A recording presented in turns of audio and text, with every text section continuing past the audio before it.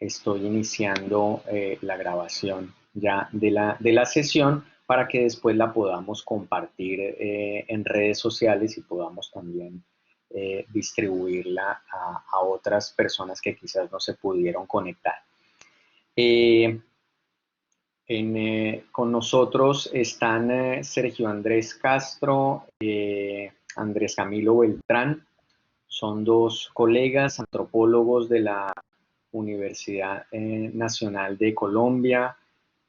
Andrés Camilo es especialista en arqueología de la Universidad del Norte, es de los primeros graduados en el posgrado de arqueología que tiene la Universidad del Norte, y también fue de los primeros egresados de la especialización en cursar el máster en arqueología de la Universidad Nova de Lisboa, de donde está próximo a graduarse. Ya solamente está pendiente la defensa de su tesis de maestría.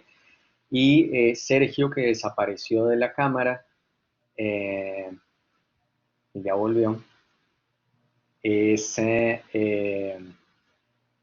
candidato, es estudiante de doctorado, todavía no candidato, es estudiante de doctorado, del doctorado en arqueología de la Universidad Nacional del Centro de la provincia de Buenos Aires, con quien la Universidad del Norte también tiene otro convenio académico. Él inició su doctorado el año pasado y esperaremos en 4 años estar leyendo su disertación doctoral. Cosas que debo contarles de esta plataforma, pues que en este momento pues ustedes tienen bloqueado el micrófono, solamente pueden chatear, no pueden tampoco abrir su cámara. En el momento en que tengamos la sesión de preguntas y respuestas, les permitiremos abrir el micrófono y la cámara si así lo quieren, para que puedan hacer las preguntas.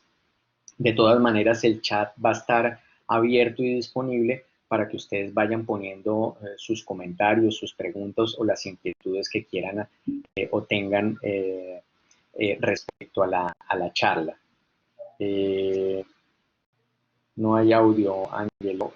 Una de las cosas que les quiero recomendar es que si tienen problemas en algún momento de audio o tienen algún inconveniente con la plataforma, es más fácil salir y entrar de la sesión, y con eso se restauran las condiciones y el servicio óptimo de la plataforma.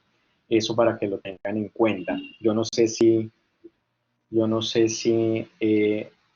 habría que decirle, ahora yo le digo a Ángelo entonces que salga y vuelva a entrar, porque seguramente es un problema de conexión. Bueno, yo creo que sin más preámbulos, pues los voy a dejar con los conferencistas, con Sergio y con Andrés. Y como les dije, en la medida en que vayan surgiendo inquietudes, preguntas, las pueden ir poniendo en el chat, y para no interrumpirlos y que pierda el ritmo la charla, pues dejaremos entonces la resolución de preguntas, comentarios al final de la intervención de ellos dos. Así que nada, Camilo, Sergio, un gusto estar con ustedes. Muchísimas gracias por apoyar los Mapuqueando del Museo de la Universidad del Norte. Un gusto, un honor tenerlos a ambos, que han trabajado en proyectos arqueológicos liderados por Javier Rivera en el barrio Abajo en Barranquilla, y los conocemos de hace rato y podemos dar fe que son excelentes arqueólogos, arqueozoólogos, colegas y amigos. Así que pues un gusto tenerlos a ustedes, y bueno, ya no hablo más y los dejo. Bueno, ¿me escuchan bien, Juan? ¿La cámara bien? Todo bien, Sergio, todo muy bien. Ah, listo. Ah, bueno, entonces, pues muy buenas tardes a todos. La presentación, entonces, pues la hemos titulado en ese momento ¿Quién movió los huesos? Pues vamos a contar un estudio de caso de una excavación que realizamos en este año, en el mes de marzo, bajo la dirección de Javier Riera, en Barrio Bajo.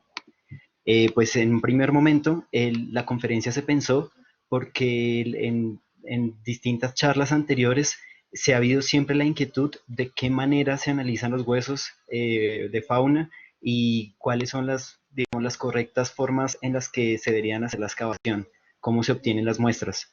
Digamos que en un principio queremos resaltar la importancia de una buena metodología de excavación y de obtención de muestra, porque finalmente es lo que al final pues va a determinar pues unas conclusiones.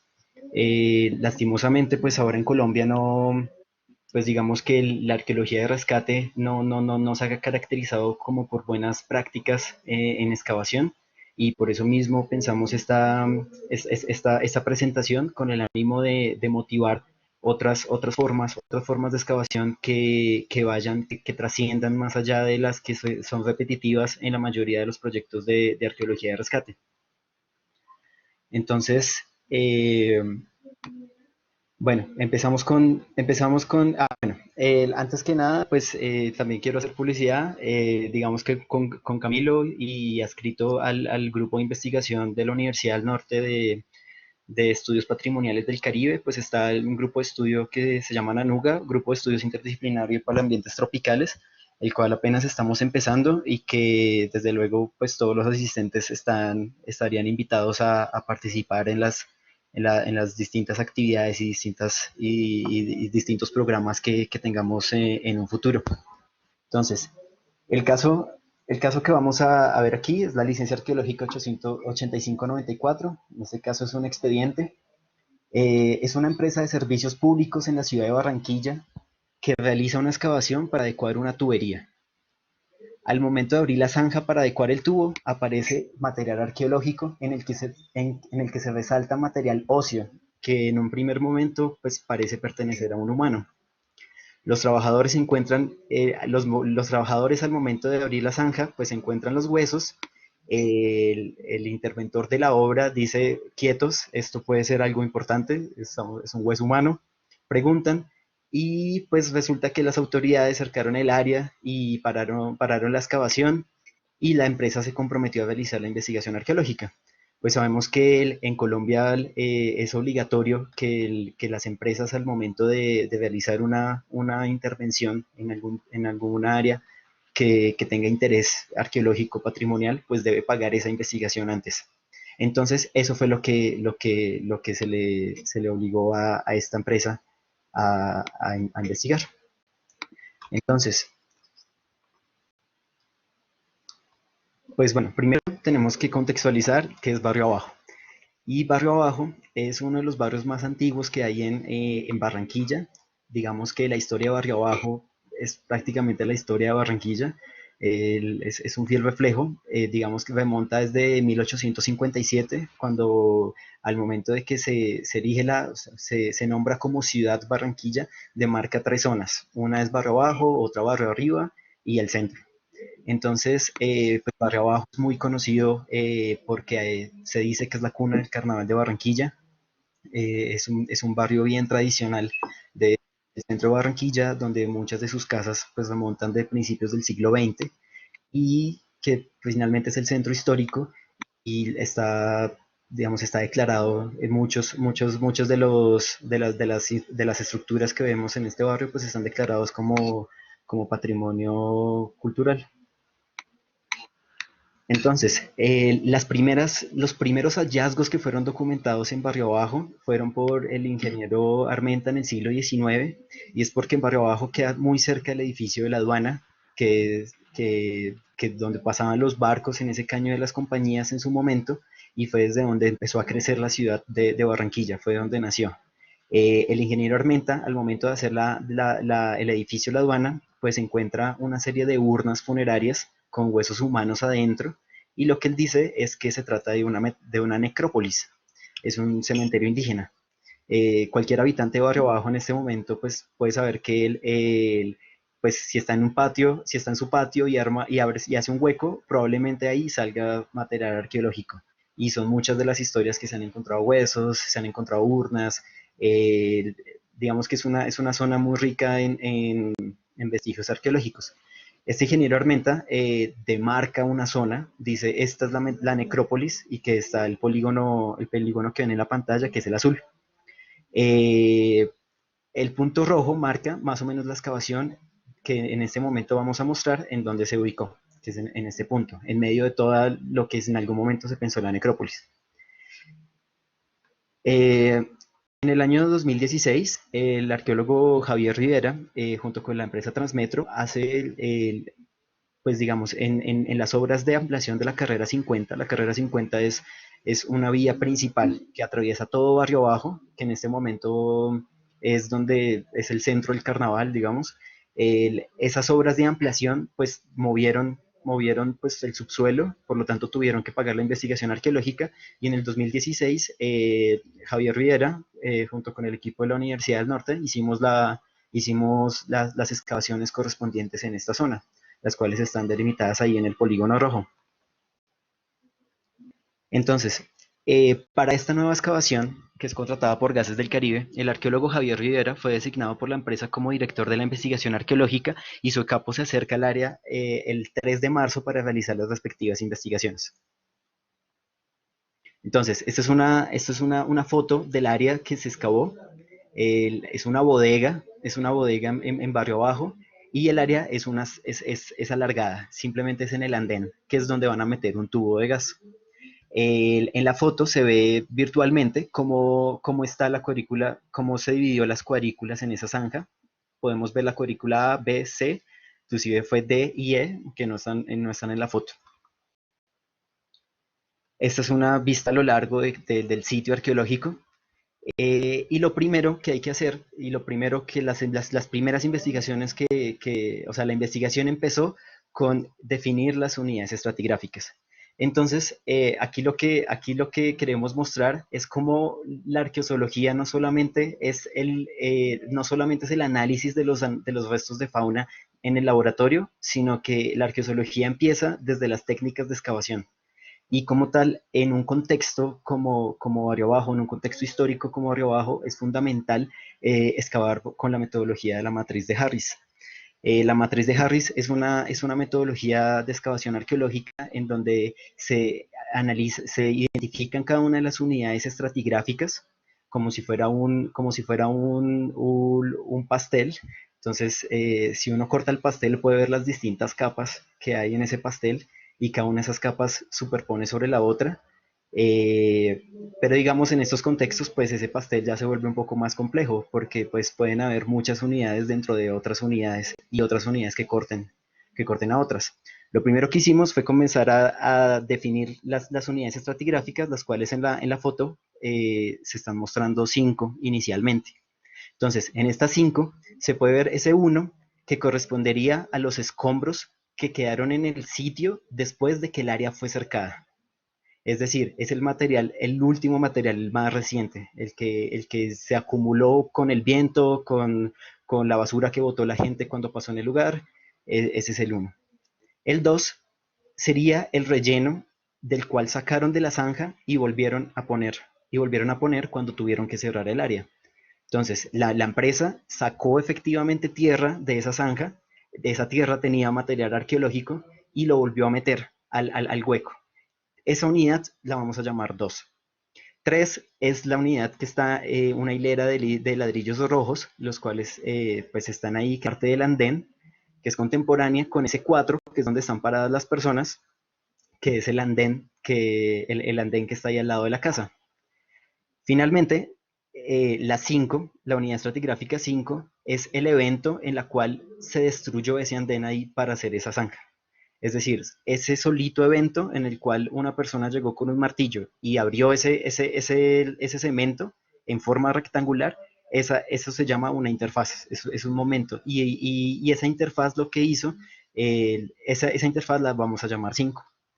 Para la matriz de Harris, digamos que conceptualmente se grafica de esta manera. 1, que es la primera unidad estratigráfica que encontramos, que son los escombros, que están por encima de 2, que sería el relleno que se entró y volvió, que se sacó y volvió a entrar. Eso está digamos, rellenando, y ese es el signo de rellenar, una unidad 5 que es que es el hueco que abrieron ellos para meter el hueco, para meter el tubo.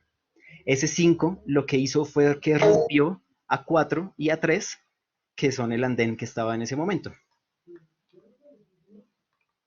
Entonces, aquí hay una foto del 2. Siguiendo, siguiendo con la excavación, entonces nos encontramos con otras cosas mucho más interesantes. Y es que debajo del suelo que estamos marcando como 4, que eran donde estaban paradas las personas, debajo de ese suelo había una adecuación de ese suelo. Es decir, no está, por debajo había un relleno, el cual también tenía material cultural y el cual vamos a llamar 9. Debajo de ese material 9 encontramos otro suelo anterior, otro piso anterior antes del andén que estaba ahí. A ese andén lo llamamos 8. También siguiendo con la excavación, pues encontramos aquí en el número 6, el cual es un suelo color marrón, que además está muy bien definido, y ahí nombramos otra unidad estratigráfica, una interfaz que se llama la 7.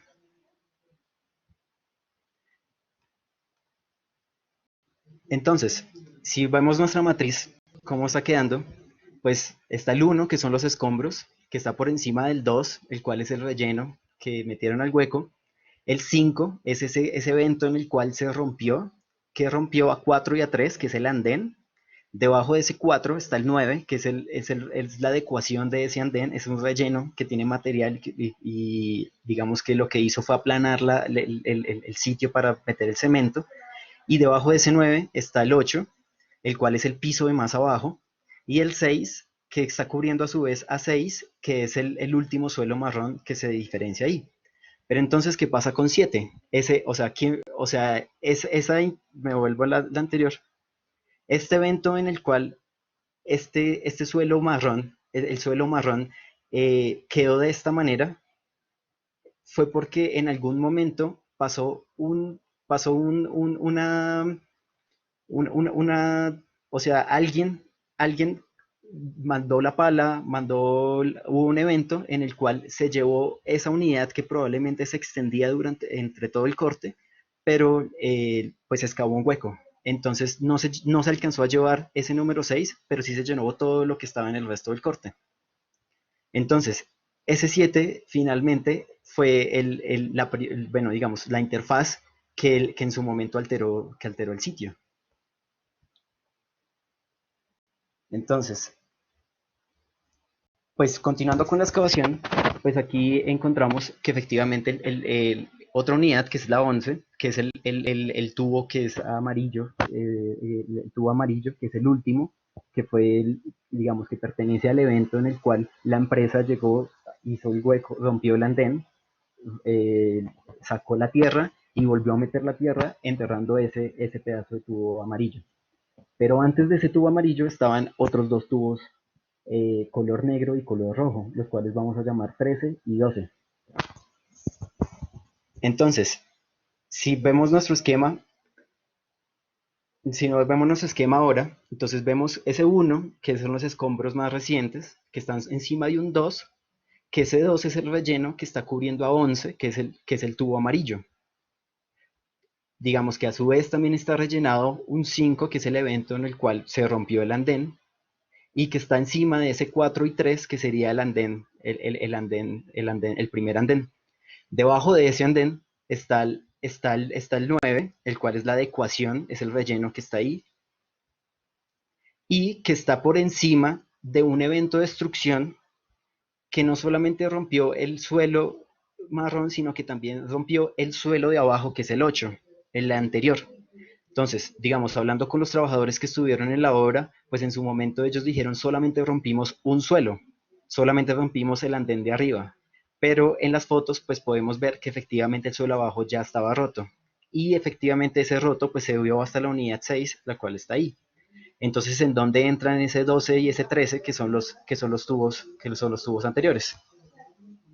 Entonces, aquí vemos una foto del perfil de cómo quedó, una foto del perfil Sul, en donde se ve arriba, digamos, los dos suelos, Y abajo, ese que llamamos 14 ahí, sería como lo que sería el suelo prehispánico, en donde está como tal el material arqueológico que no ha sido alterado y que no estuvo alterado de ahí para adelante, es decir, debajo de la casa, pero sí estuvo alterado hacia donde se va la vía, lo cual pues fue la alteración que se hizo para meter el tubo.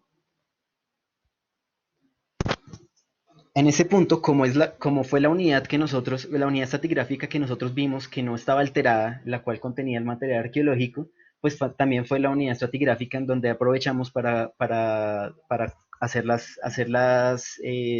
toma de muestras para el análisis pues, de fitolitos y para el análisis físico-químico de suelos. Lo tomamos, digamos, cada 10 centímetros, una cierta cantidad, como una columna, como se muestra ahí en la foto. Aquí están los tubos, entonces efectivamente el de arriba, datado en el 25 de junio del 2019, y abajo están los tubos pues, que estaban anteriores, los cuales en un momento alteraron el sitio arqueológico. Estas fotos que les mostré era de la cuadrícula A, ahora esta es la cuadrícula B. La cuadrícula B, pues volvimos a excavar el mismo relleno, bajamos, al momento de bajar encontramos exactamente la misma interfaz de ese suelo marrón que se llevó ese suelo marrón y que divide, digamos, el hueco en donde fue metido el tubo que está aquí en el perfil norte, que sale hacia la cuadrícula C. Aquí está señalado esa interfaz, que es lo que va a delimitar lo que la unidad estratigráfica que no está alterada con la que sí está alterada.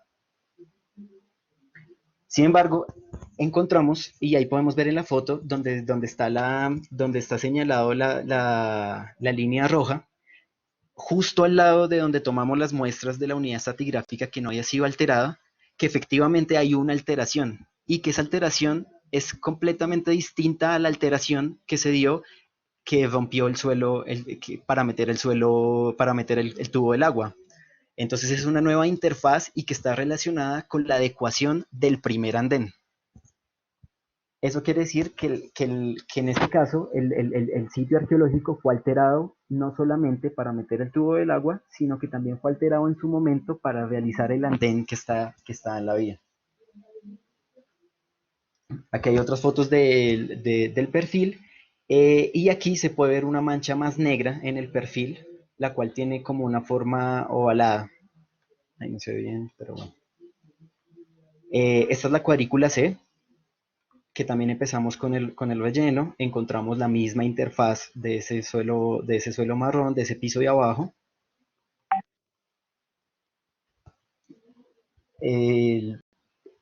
Digamos que en esa mancha más negra encontramos otro tipo de material, el cual no era prehispánico, sino que en ese material se encontró, pues digamos, el material más republicano. Y se puede ver aquí en la foto cómo al mismo tiempo estamos viendo otra alteración de la unidad estratigráfica que consideramos prehispánica. Entonces aquí se muestra bien esa mancha negra es una alteración, eso rompe la unidad estratigráfica prehispánica que estaba en el lugar.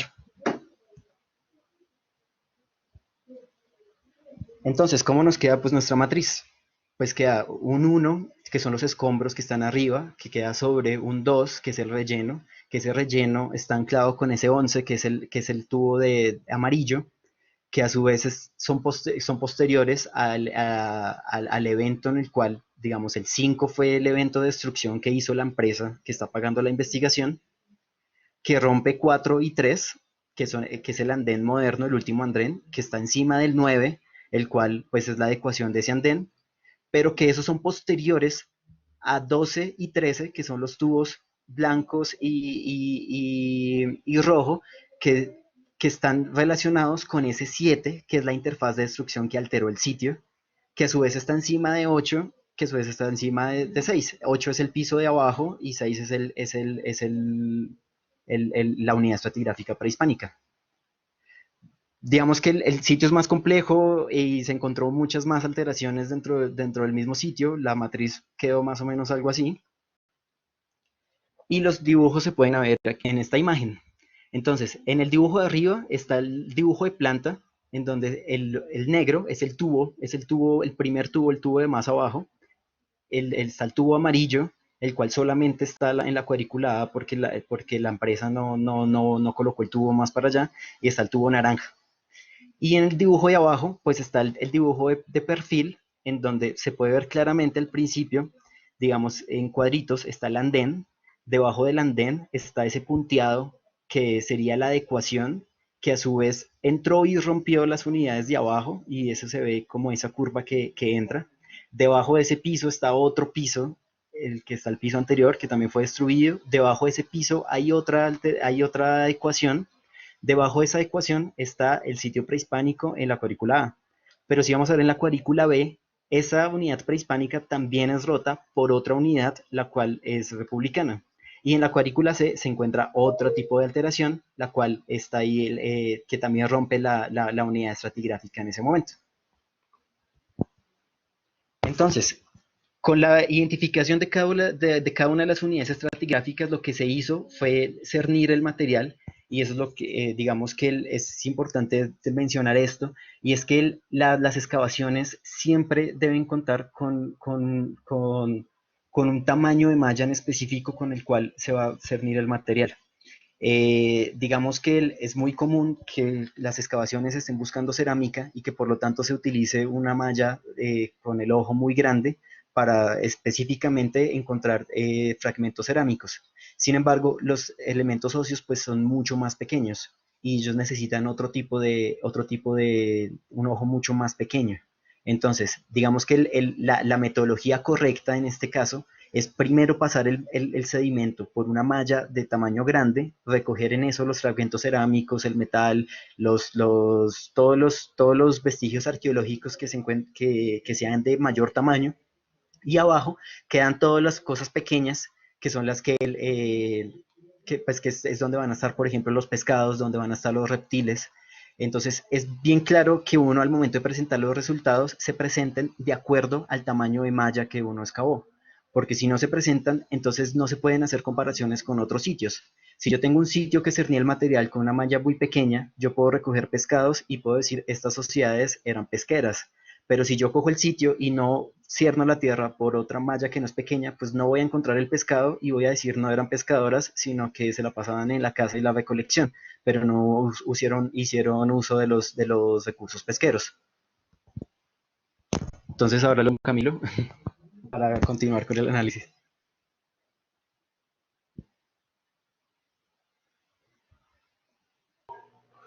Listo.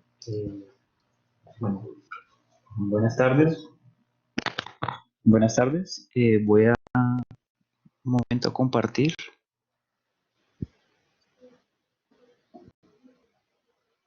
Listo. Gracias. Bueno, entonces, lo el campo que ya nos describió muy bien Sergio, sobre todo la contextualización del sitio. Vamos, lo siguiente después es ir al laboratorio. Entonces, pues he titulado esta parte como ahí está el detalle, porque lo que vamos a ver es en detalle las marcas que diferentes agentes dejaron en los huesos de fauna.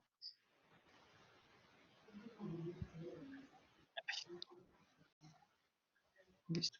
Bueno, entonces lo que hacemos es llegar al laboratorio y contar con una colección de referencia pues, lo más adecuada posible. No obstante, cabe aclarar que desde el mismo campo, pues para un ojo entrenado, sería bueno ir identificando qué partes óseas o qué huesos qué huesos están sacando y de qué animales son.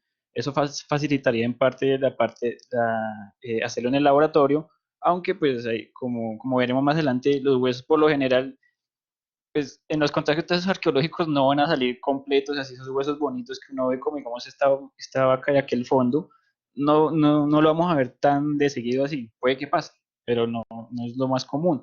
Lo que vamos a ver son fragmentos o huesos rotos o huesos dispersos por todo lado. Entonces en el laboratorio lo que vamos a hacer es contar con una colección adecuada, como esta que tienen en este cajón, para ir identificando más precisamente qué hueso es y a qué especie o a qué animal pertenece. muchas de las veces la colección, los huesos recuperados están tan fragmentados que es imposible, digamos, asignarles una parte anatómica o una especie en detalle, así que hay que ir escalando, digamos, taxonómicamente, en clases, en familias o en órdenes, y en cuanto a los huesos, pues bueno, ya cada autor, cada investigador tiene, digamos, sus particularidades para analizar los huesos.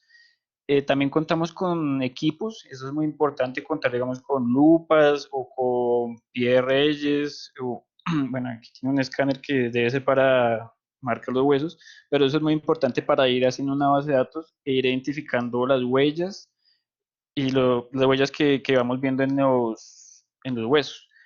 También se pueden hacer análisis, digamos, de cortes de edad, rangos de tallas, también se puede, y en laboratorios especializados podríamos tener análisis químicos, moleculares, isotópicos, etcétera. No obstante, para este caso, quiero enfocarme un poco más que todo en lo que son los análisis tafonómicos. Entonces, ¿qué es, ¿qué son los análisis tafonómicos? A ver, la tafonomía etimológicamente lo que quiere decir es las leyes del enterramiento. O sea, eso básicamente es eso. Pero entonces, ¿qué es lo que hace la tafonomía? La tafonomía lo que nos permite es observar o acercarnos a los diversos procesos que operan sobre los restos de organismos animales desde el momento en que mueren hasta que se descubren. Entonces, por ejemplo, aquí tenemos este gráfico, tenemos una especie, una vaca que muere, se empieza a descomponer su carcasa, su esqueleto, puede ser alterada por otros factores, en este caso carnívoros, que van a romper las uniones de los huesos, van a de pronto a disgregar la carcasa por todo el sitio.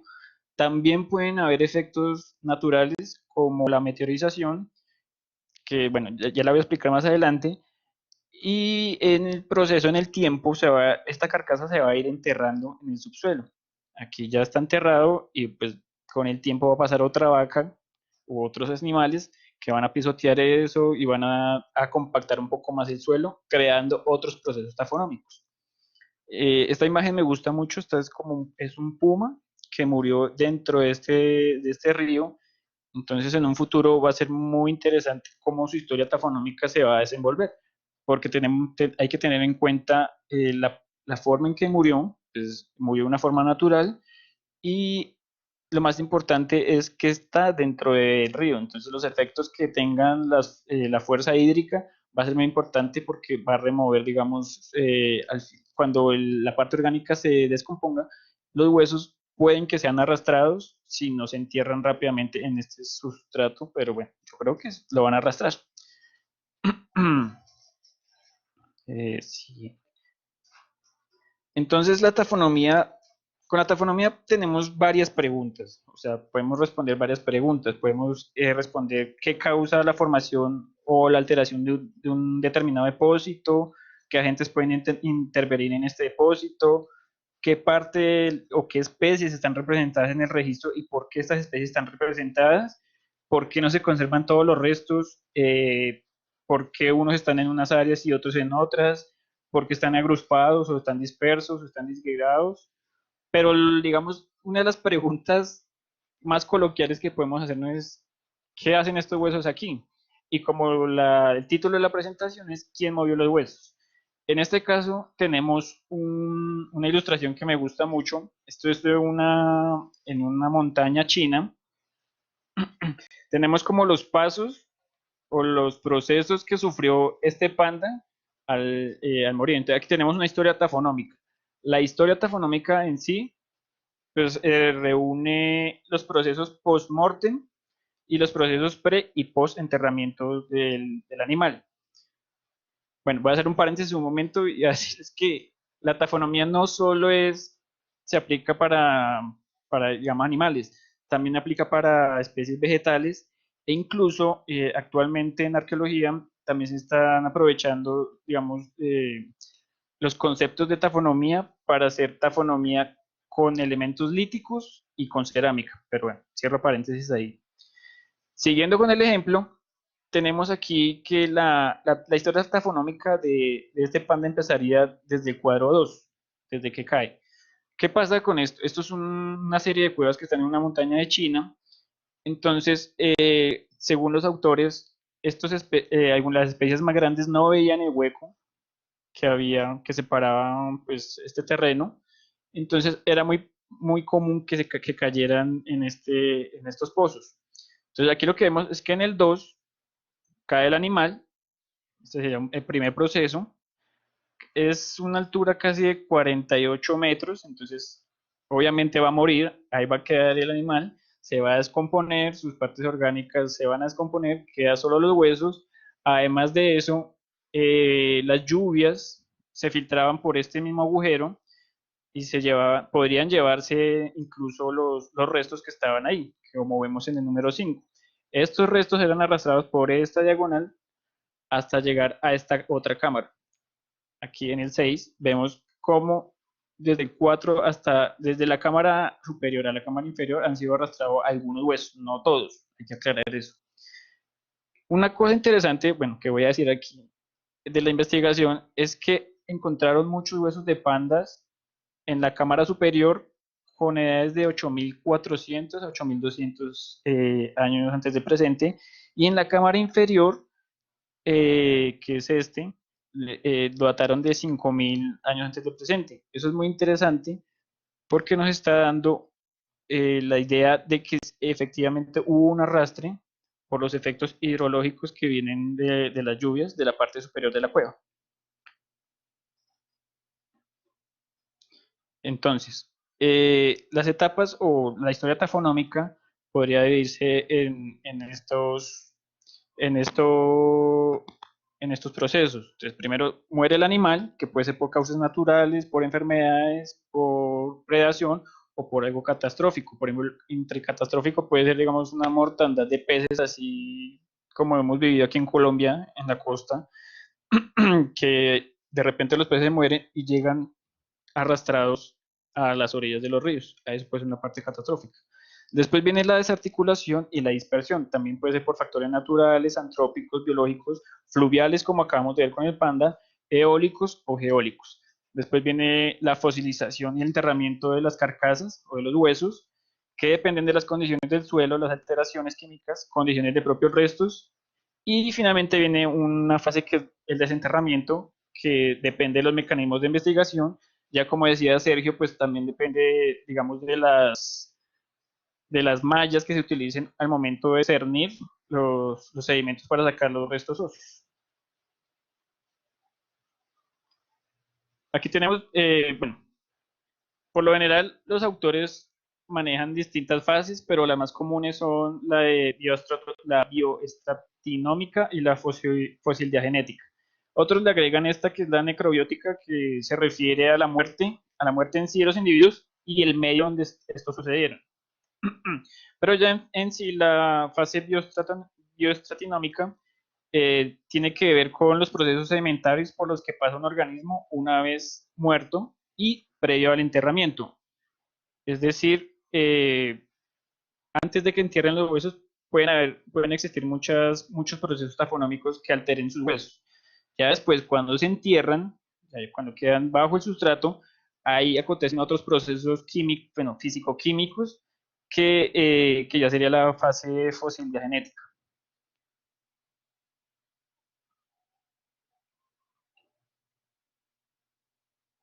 Bueno, aquí tenemos otro esquema que resume lo mismo que acabo de decir, y a ella se le suma esta última fase, que ya depende de nosotros los arqueólogos, o bueno, el que haga la investigación. ¿Por qué? Por las mismas razones que decía Sergio. O sea, hay que tener en cuenta que lo que llega al laboratorio, todos los huesos, los huesitos, y pues bueno, yo creo que también podría aplicar para otros materiales arqueológicos, pero en cuanto a fauna, digamos, lo que llega en huesos no representa fielmente, o sea, exactamente todo lo que podemos encontrar en el contexto. ¿Por qué? Porque entonces hay una primera etapa que es la de colección de huesos. Entonces, digamos, como decía Sergio, lo hicimos muy bien, fue cernido, pero tal vez se nos cayeron algunos otros huesecillos. Entonces, bueno, ahí ya hay una primera pérdida. Luego están las opciones para hacer el análisis. Entonces, como yo les decía, hay huesos que están tan fragmentados que es imposible identificarlos a nivel de especie o incluso a nivel óseo. Entonces, pues quedan como indeterminados. Entonces, ya es otra porción que sale, digamos, del análisis. Y finalmente quedan las decisiones de publicación. Entonces, pues, un investigador puede que no tenga la necesidad de publicar todo lo que sacó, sino detallar lo que él necesita para la investigación, para su pregunta de investigación. Entonces, me voy a volver un momento y es lo que vemos en este cuadrito de aquí a la izquierda. Esto punteado vendría a ser toda la carcasa del animal. Y si ven, en cada fase, esa línea, ese coloreado punteado va disminuyendo, disminuyendo, disminuyendo, hasta que llega a la colección o a la recuperación que nosotros tenemos. Eso es muy importante tener en cuenta porque es parte de los procesos tafonómicos. Es importante también tener en cuenta que los procesos tafonómicos se basan en la analogía y en los estudios actualísticos. ¿A qué me refiero con eso? O sea, mm, los primeros investigadores que vieron marcas, pues no lo hicieron, o sea, se pudieron equivocar. Hay muchos que se equivocaron al principio. Por ejemplo, había un investigador que decía que los huesos fracturados oblicuamente era prueba irrefutable de que habían existido homínidos o humanos en esa zona, en ese sitio que excavó. Sin embargo, pues como vamos a ver más adelante, esos procesos pueden ser efectuados por muchos agentes diferentes. Entonces, ¿qué han hecho los arqueólogos desde hace, bueno, ya hace como 2 décadas que la tafonomía ha estado un poco más, ha tenido como más relevancia? Entonces, ¿qué se hace? Se hacen experiencias etnográficas, por ejemplo, sobre todo, bueno, sobre todo en África lo hacen mucho con las tribus africanas, aunque también aquí en el Amazonas bueno, y con otros grupos indígenas se ha podido hacer.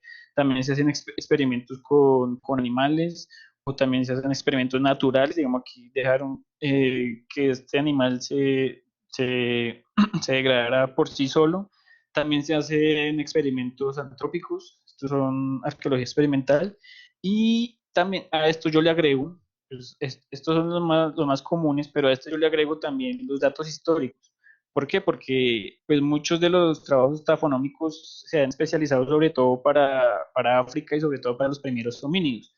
Pero también tenemos que tener en cuenta que la tafonomía aplica para todos los periodos y para todo el mundo, o sea, para todas las zonas geográficas. Entonces hay que tener en cuenta también, digamos, que si los documentos nos dan cuenta, digamos, de procesos de cocción, en el caso de los humanos, o si han habido incendios, por ejemplo, se puede quemar los huesos que no sean parte de una acción antrópica, sino fue algo natural. Entonces, con ese corpus, digamos, con esas ideas que vamos sacando de todos estos estudios actualísticos y de estas analogías, nos podemos aproximar. O sea, no es que con esto digamos que así fue tal cual en la parte arqueológica, sino nos podemos aproximar, eso es muy importante. Entonces nos podemos aproximar a ver ciertas marcas y a asignarles ciertos agentes, o sea, a entender cómo fue que se formó el sitio y por qué sus huesos están así, de esa forma modificados. De la misma forma, esto se retroalimenta. ¿Por qué? Porque todos los trabajos arqueológicos que se han hecho nos ayudan también a los nuevos que estamos saliendo, o los nuevos trabajos arqueológicos que se están viendo, arqueológicos, en distinguir también otros factores tafonómicos que influyen sobre los huesos. Bueno, esta parte es muy importante porque, bueno, esto según Liman tiene digamos, tres elementos importantes. Entonces tenemos lo que es el agente tafonómico, el proceso y el efecto. El agente tafonómico vendría a ser la persona, bueno, la persona no, el que ejecuta una acción para modificar el hueso. En este caso tenemos el ejemplo, digamos, un humano o de una hiena. En los procesos tafonómicos son la acción. En este caso, para el humano podría ser un ejemplo de cortar el hueso y para la hiena sería morderlo, para arrancar la carne que está adherida a los huesos. Y el efecto tafonómico sería la marca que deja el proceso tafonómico. En este caso, si se utiliza un cuchillo, entonces seguramente va a dejar en las va a dejar incisiones. Y en el caso de las hienas, bueno, aquí vemos unos hoyuelos que dejan los caninos de las hienas. Para este caso, en el contexto que estamos viendo de barrio abajo, y bueno, en general, para todos los estudios arqueológicos, lo que hacemos es ir desde el efecto tafonómico para atrás. O sea, con las marcas vamos a tratar de ver o acercarnos qué proceso fue el que alteró ese hueso y qué agentes fue el que produjo ese efecto tafonómico. Entonces, volviendo al contexto arqueológico, lo que vemos es, bueno, se excava el contexto, se sacan los huesos y vamos al laboratorio a analizarlos. Entonces podemos ir con lupas, que es lo más conveniente, o estereoscopios que son mejores para ver, digamos, este tipo de marcas. Ya, digamos, en estudios más avanzados o en lugares con mejores equipos podemos tener este microscopio electrónico de barrido electrónico que nos va a mostrar con mucho más detalle, con más precisión ciertas marcas.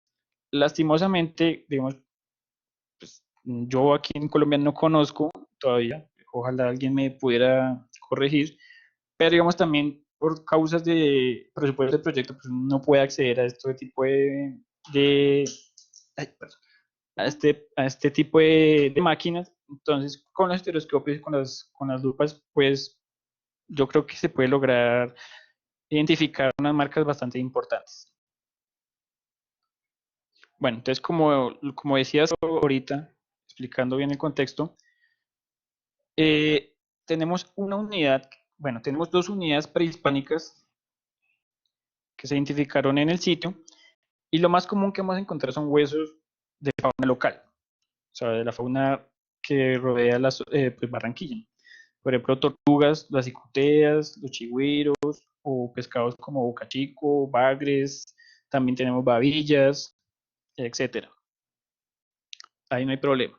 Ahora, como Sergio nos comentó, hay una unidad que rompió todas esas unidades prehispánicas y es fácil identificar que ya es otro, cronológicamente es diferente a las que estamos viendo, porque encontramos recurrentemente huesos de vacas, cerdos y de gallinas, entre otros. Los más recurrentes son los de vaca. Eso que nos está diciendo nos está indicando cronológicamente que esta unidad ya es posterior al siglo XV, XVI más o menos. Bueno, en Barranquilla sería mucho más, pero ya vamos a ver eso. Entonces, los huesos de fauna nos están indicando, nos ayudan a crear cronologías relativas. Bueno, entonces voy a mostrar ciertos efectos tafonómicos que pueden estar relacionados con el sitio y otros que no están relacionados, pero quiero que los vean para que se den cuenta de que se pueden confundir. Ah, bueno, me faltó decir una cosa. Hay que tener presente que un agente tafonómico puede producir varios efectos tafonómicos, o sea, no es único. Y a su vez, varios efectos tafonómicos, un efecto tafonómico puede ser efecto por varios agentes tafonómicos. Ya vamos a ver eso, precisamente aquí. Bueno, entonces, las más comunes son las marcas superficiales, marcas lineales. Las más comunes son las marcas de corte. Entonces tenemos incisiones que se hacen, que son estas pequeñas estrías que se hacen en el hueso. Tenemos también los raspados, tenemos aserrados y tenemos tajos. Cada una de estas marcas tiene sus características específicas. No voy a ahondar en ellas ahorita porque es un poco complejo y muy largo de explicar, pero digamos, una de las características puede ser su profundidad y su forma. Si lo vemos al microscopio de barrido electrónico, vamos a ver que estas marcas por lo general tienen una forma como en V. Y asimismo también podemos distinguirlas de acuerdo a donde se forme, o sea, donde se hagan en el hueso. O sea, por ejemplo, los raspados, por lo general, suceden en la diáfisis del hueso, o sea, en la parte medial del hueso, y eso y están asociados a un filo, a que el filo del instrumento es frotado contra el hueso. Seguramente, pues dicen los autores y los experimentos, que es para quitarle toda la grasa al hueso para poder romperlo. O sea, Con la grasa es un poco más difícil, pero si se quita esa grasa con ese raspado, es más factible que el hueso se rompa por percusión. Los mismos, digamos, estas incisiones de arriba se encuentra todo en las partes articulares, o sea, en las epífisis de los huesos, donde articula con otros huesos. ¿Para qué se hace eso? Sobre todo es para romper los tendones y y para desarticular el hueso. Aquí, por ejemplo, tenemos un ejemplo. Tenemos esta incisión, se hizo para desarticular esta escápula del húmero que estaba aquí. De igual forma hay que tener en cuenta que puede que estas marcas se sobrepongan. Entonces, en este caso tenemos un ejemplo de unos raspados que se hizo para limpiar el instrumento y luego se siguió descarnando el animal. Aquí tenemos la incisión. Entonces, bueno, espero que se alcance a ver. Aquí vemos unos raspados, son unas incisiones muy superficiales, muy tenues, que se diferencian muy claramente de esta incisión que es un corte. Se diferencia del tajo porque el tajo es muy ancho. Aquí, bueno, lastimosamente acá no me reproduce las animaciones, pero aquí se supone que el tajo mm, produce una fuerza, es más contundente. Entonces, por lo general va a dejar una huella más abierta que las incisiones que vemos acá. El problema es que todas las incisiones no quiere decir que sean cortes hechos por humanos. Aquí tenemos, por ejemplo, las incisiones hechas por los caninos de un perro, o bueno, puede ser un lobo, o una hiena, o un león, depende de la marca de los dientes de cada especie, se puede identificar, y de otras huellas que dejan los mismos animales. También puede ser por roedores, aquí tenemos este roedor, son estrías muy paralelas al roer y son muy planas, son diferentes. Entonces, es muy diferente esta marca a esta marca. Esto es muy evidente, digamos, para el caso de los dos contextos, pero sobre todo para el republicano, que estábamos viendo, porque tenemos varios huesos con este tipo de marcas. ¿Qué quiere decir eso? Que los roedores en algún momento, o sea, dejaron eso, es un basurero, y como hoy en día vemos, los roedores llegaron a ese basurero a roer estos huesos de vaca sobre todo y dejan estas improntas. De caninos no tenemos, creo que no tenemos, pero lo dejo es para que nos demos cuenta que no siempre las incisiones son efecto de los humanos. Aquí tenemos otras incisiones muy pequeñitas, no sé si se alcanzan a ver. Esto es por causa de piloteo, esto es causa natural. ¿Por qué? Porque cuando el hueso está enterrado, cuando las personas o los animales caminan encima del sitio, mueven las partículas, pueden mover las partículas del suelo y esas partículas van a rozar con el hueso, creando esas estrías que también son muy, muy, muy tenues y son muy desordenadas, entonces no tienen nada que ver con el raspado. Otras incisiones también pueden ser de insectos, como las que vemos acá, o de las raíces que están en el suelo y actúan encima de la superficie del hueso. Tenemos hoyos y perforaciones. Tenemos hoyos por percusión. Esto puede ser por una percusión que no rompió el hueso o puede ser por un contragolpe. También tenemos perforaciones por desgaste. En este caso, estos son dos colmillos que encontramos en Nueva Esperanza. Esto es antrópicamente hecho. Tal vez utilizaron un punzón para ir abriendo el hueso aquí constantemente hasta abrir la perforación completa y ahí hicieron pues ya dos colgantes. También tenemos las mordeduras de los mismos carnívoros. Estas se distinguen porque son como un cono invertido y tienen una depresión de la parte cortical.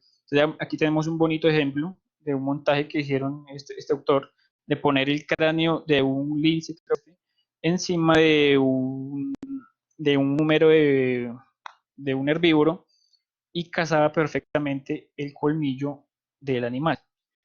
También los hoyos los pueden efectuar las aves, como vemos en este ejemplo.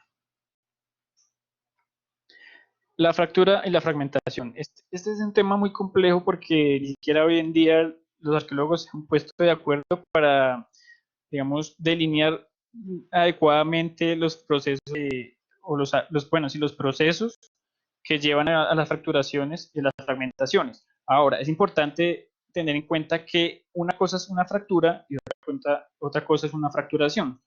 La fractura es una acción biológica o antrópica que tiene una intención. Por ejemplo, que el hombre, un humano, coja un hueso y por percusión lo rompa. Eso es una fractura. O, por ejemplo, un animal que quiera acceder a la médula ósea, quiera fracture el hueso. En cambio, la fragmentación es de origen natural y es más que todo por la desecación o la deshidratación del hueso. Entonces, por ejemplo, tenemos una fractura antrópica que tiene sus características. Aquí tienen los, los impactos, los impactos de la percusión.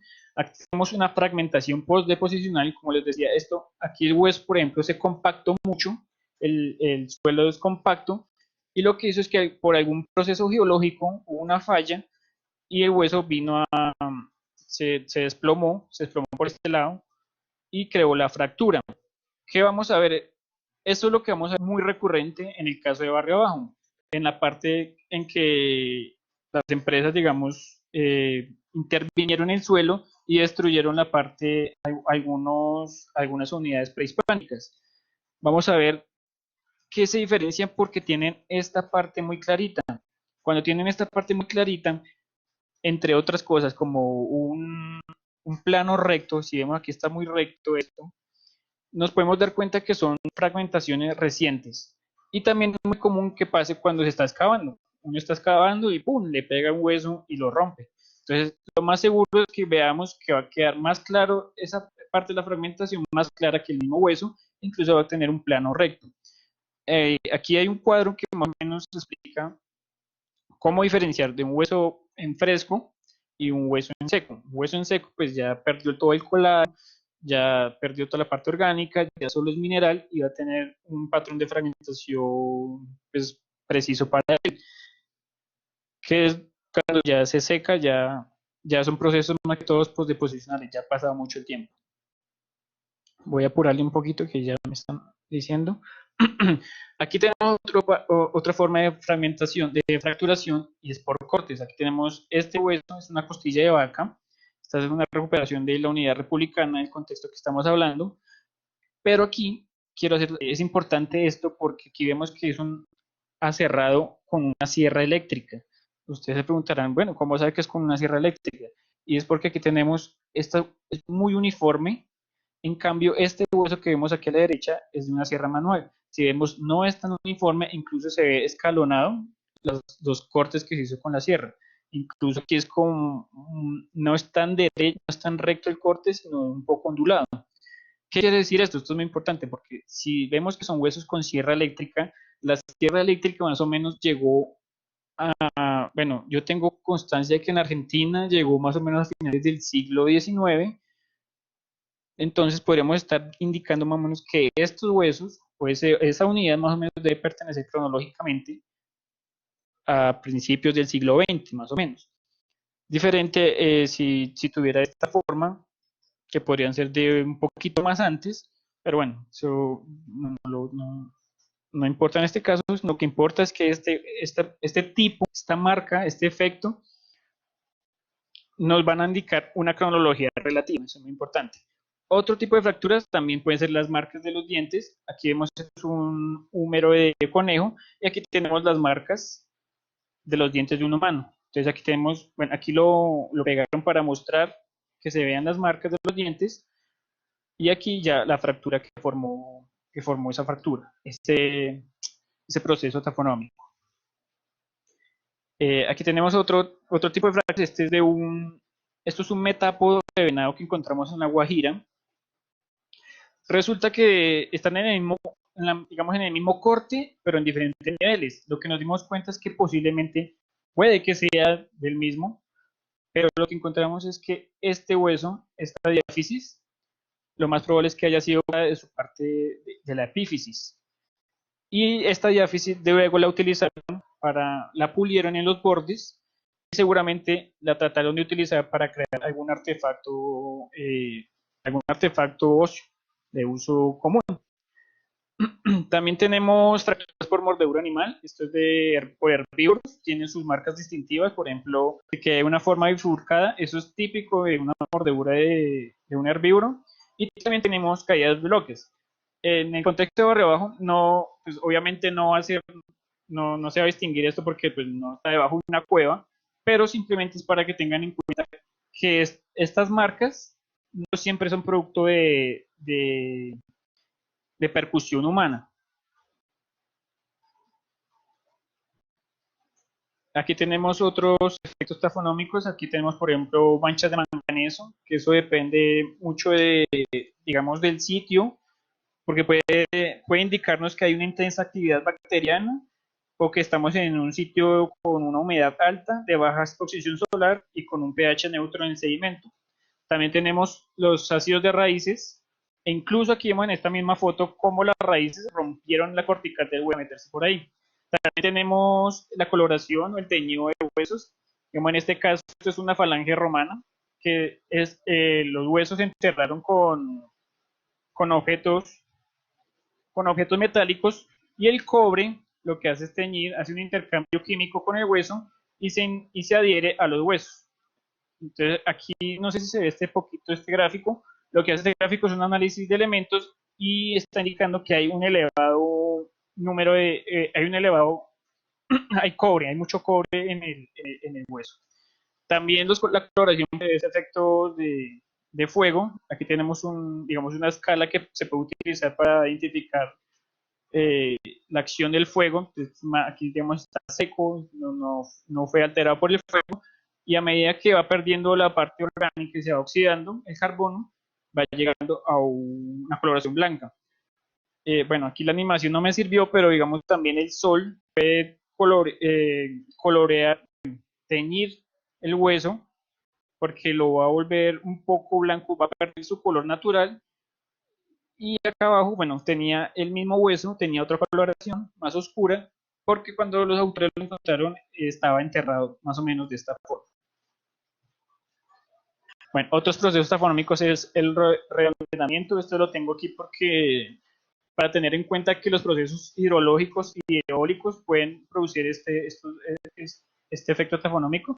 Esto es muy suave al tacto. Cuando tú lo tocas, se va a sentir esa suavidad en el hueso. Pero también esa suavidad puede verse a cosas antrópicas como en el pulido y la presión para hacer artefactos óseos, como en esta espátula que encontramos también en Nueva Esperanza. También tenemos corrosión digestiva, que es cuando el humano o animales mismos pueden comerse el hueso y después lo desechan en sus cropolitos y aparecen con estas porosidades. En este caso, el autor aprovechó para dejarlo a la intemperie y después de 360 horas, la meteorización le hizo más daños a esto. También tenemos concreciones calcáreas, que es cuando el carbonato de calcio en disolución penetra el hueso y en la fase de cementación se precipita en la superficie ósea en forma de estas costras. Eso está muy asociado a sitios como encharcados o muy húmedos. Y tenemos la meteorización, que este es de los más recurrentes porque nos puede colaborar o nos puede asistir a más o menos decir que cuánto tiempo duró el hueso a la intemperie o cuánto duró hasta que fue enterrado bajo el sedimento. Hago la aclaración que esta imagen que estamos viendo acá es de un experimento de Steinmeier, que ella es muy buena en este campo, pero ella lo hizo para mamíferos grandes. Es decir, esta tablita no funcionaría para mamíferos grandes, pero no para otras especies como peces o aves o mamíferos más pequeños como roedores, por ejemplo. Entonces, por eso es importante seguir experimentando, haciendo reflexión experimental para seguir definiendo o aproximándonos a estos patrones tafonómicos. Entonces, finalmente, ¿quién movió los huesos? Que es la pregunta inicial que nos estábamos haciendo. Entonces, las alteraciones en los contextos arqueológicos de Barrio Bajo han estado presentes desde principios del siglo XX y están acompañadas por los cambios de infraestructura que ha tenido la ciudad.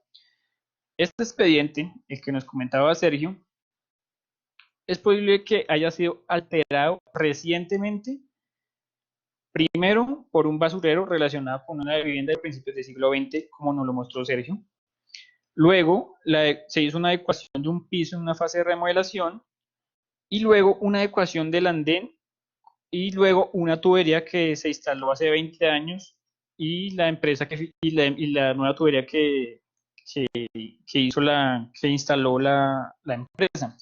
Estas dos también pudieron alterar de alguna forma el contexto arqueológico y en consecuencia los restos zooarqueológicos. No obstante, como ya vimos, las alteraciones a los huesos son desde el momento primero en que muere el animal. Entonces, una cosa son esas alteraciones al hueso y otra cosa son las alteraciones óseas al registro o al contexto. Entonces, en este caso, tenemos que ¿quién movió los huesos? Pues en un principio fueron las sociedades o los grupos que vivieron en esta zona, dejaron los huesos prehispánicos ahí, hay un primer momento. Luego vinieron otras personas muchos años después, seguramente a principios del siglo XX, y movieron ese contexto prehispánico, lo revolvieron, muy seguramente fragmentaron algunos huesos e hicieron un basurero nuevo ahí, ya con otro tipo de restos óseos que seguramente fueron alterados no solo por los humanos en hacer estos tipos de cortes, sino también por roedores que llegaron a roer este tipo de huesos. Básicamente eso sería, o respondería en parte a quién movió los huesos. Muchas gracias y esperamos con ansia sus preguntas. Camilo, Sergio, muchísimas gracias por la presentación. Como vieron los asistentes, se trata de un ejercicio de interpretación de un área intervenida recientemente por el desarrollo y readecuación de espacio público, de instalación de infraestructura pública, y a partir de ese trabajo en un contexto de arqueología de contrato, pues se puede recuperar una cantidad importante de información, teniendo en cuenta aspectos de la formación misma del sitio y, por supuesto, todo lo que tiene que ver con la parte de fauna, que a veces queda relegada, a veces queda como un anexo ahí de la información arqueológica, pero que no aporta realmente a la interpretación. Así que muchísimas gracias, Camilo, por la intervención, a Sergio, que no sé dónde está, pero debe estar por allí. Así que, bueno, vamos a pasar a las preguntas. Les lo pueden hacer por el chat. Andrés Guerrero ya hizo una, Carolina acaba de levantar la mano, es la otra opción. Entonces, vamos a empezar con la primera, la de cómo se verían las huellas de los dientes humanos sobre la superficie de los óseos, de los restos óseos encontrados, mientras yo activo los micrófonos para quienes han levantado la mano. Bueno, según las experiencias o los experimentos arqueológicos y lo que se ha visto en los sitios arqueológicos encontrados, depende digamos, de la dentición que tenemos. Incluso esto también aplica para carnívoros. Entonces, en ciertos huesos se pueden ver las cúspides de las molares, se pueden ver como unos, ellos en inglés le dicen puncture, son como unos hoyuelos pequeños, pero también se podrían ver los caninos pues, de nosotros los humanos, e incluso hay otros que dicen que se ven como unos surcos muy superficiales que pueden ser debido a a los incisivos, cuando se arrastra el hueso para, digamos, roerlo.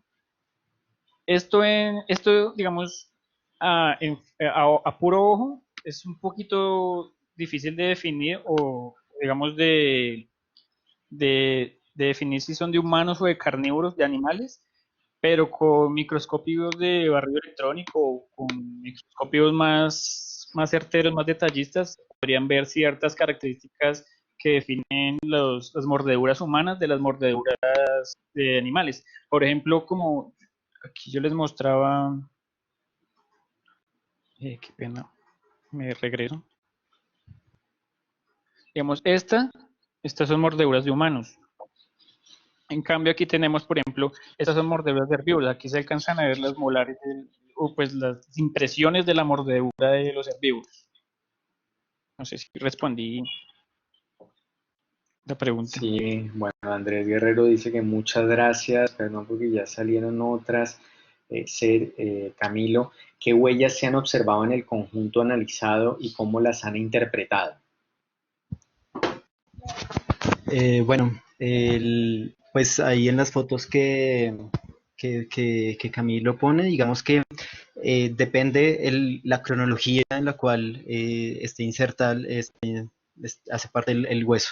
Entonces, en los huesos republicanos se encuentra sobre todo marcas de sierra eléctrica, como se mostró en la presentación, y digamos que esa marca es como muy característica de los restos óseos que encontramos en general en Barrio Abajo, no solamente en esta excavación de gases del Caribe, sino en todas las anteriores.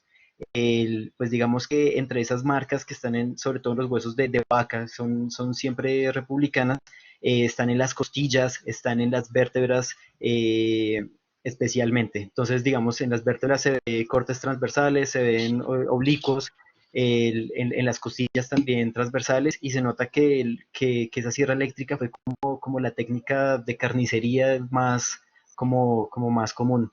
Y ya, digamos, en el contexto prehispánico, pues las marcas que quedan son distintas. Entonces, digamos que no encontramos muchas marcas de corte, huellas de corte, porque finalmente el contexto está inmerso como en un espacio geográfico que no tiene muy buena materia prima de líticos. Y yo creo, y eso se representa a sí mismo en los huesos. En cambio, pues sí se pueden ver marcas como alteración térmica, y la meteorización que se encuentra. También hay unos huesos que están con ese rodamiento, que es porque han sido arrastrados por el río, y con ese sedimento que trae el río y va generando el sitio, también se encuentran ese tipo de marcas. ¿Vale? Sergio, otra pregunta dice sobre la identificación de tafonomía, cómo distinguir una huella de uso ahí saltó, de, a la de manufactura del hueso.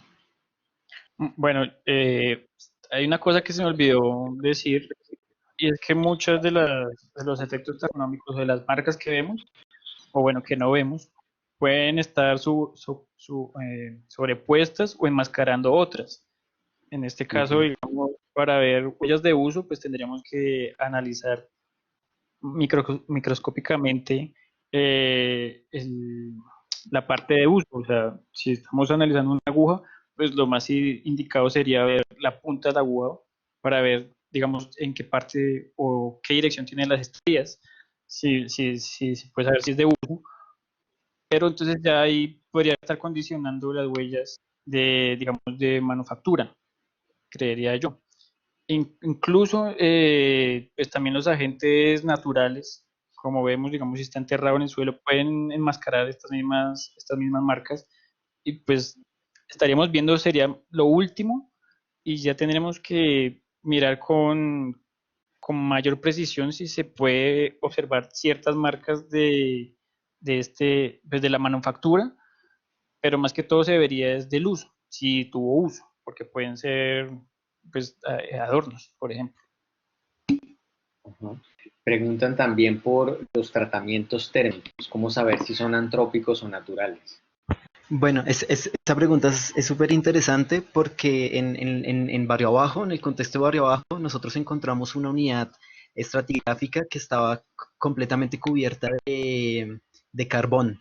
Y esa unidad nosotros le hicimos un seguimiento y se iba como por 2 cuadras. Entonces, en ese momento nosotros encontramos que hubo un evento en Barrio Abajo, debajo de algunas casas, que hubo un incendio grande, y que por lo tanto ese incendio también estaba relacionado con los huesos, y los huesos aparecían pues también quemados. Sin embargo, en el contexto que mostramos, que es el gases del Caribe, no encontramos esas huellas de carbón y no encontramos como otros indicios que nos den como que hayan sido esas huellas, o sea, que las marcas térmicas pudieran haber sido por algún evento natural, como un incendio. Sin embargo, pues digamos que es muy difícil poderlo saber. O sea, con el color de los huesos uno solamente puede ver la temperatura a la cual estuvo expuesta el hueso.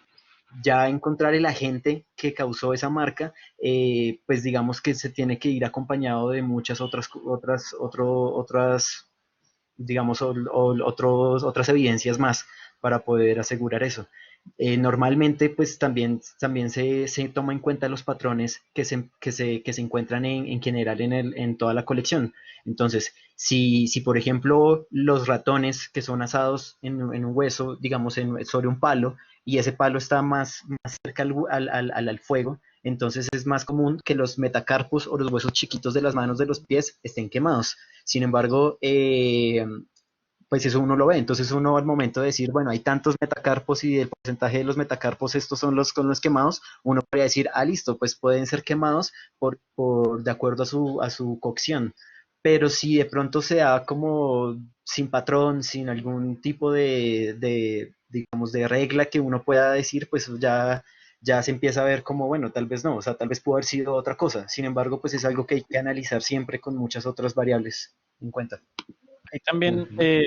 se puede, digamos, puede dar dos apuntes ahí. Una, hay autores que dicen que las quemas naturales, por ejemplo, no decoloran tanto los huesos, o sea, no llegan a blanquearlos ni siquiera a grises, pueden llegar a colores negros, pero más allá no, estas quemas naturales no queman tanto el hueso. Y lo otro sería, pues, complementando un poco lo que dice Sergio, es también leyendo muy bien el contexto.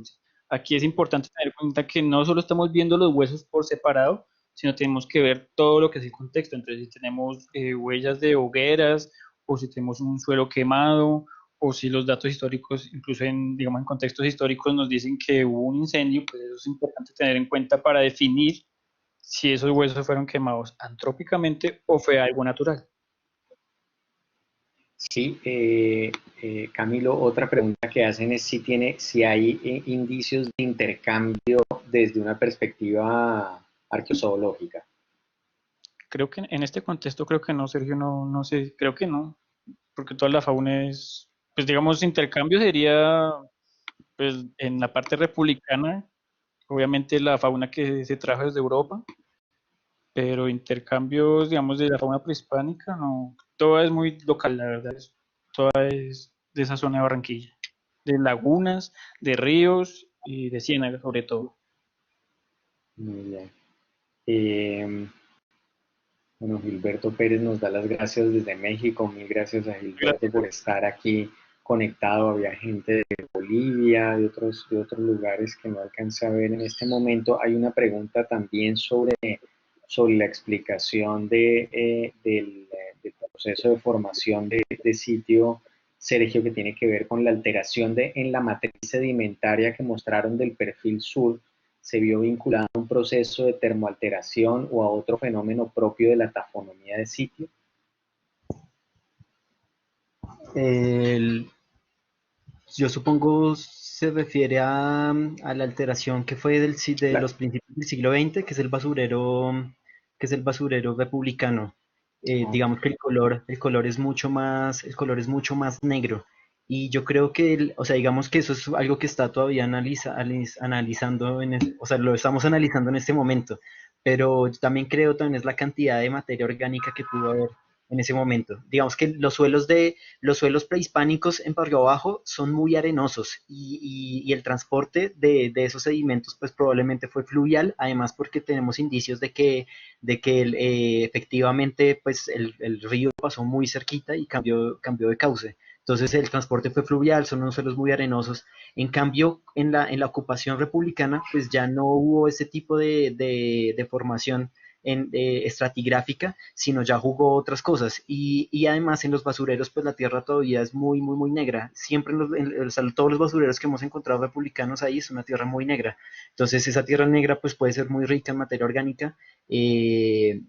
Pues también quemas en carbón, puede ser, pero digamos que esos son análisis que todavía no hemos hecho y que pues digamos que valdría la pena pues hacer en un futuro.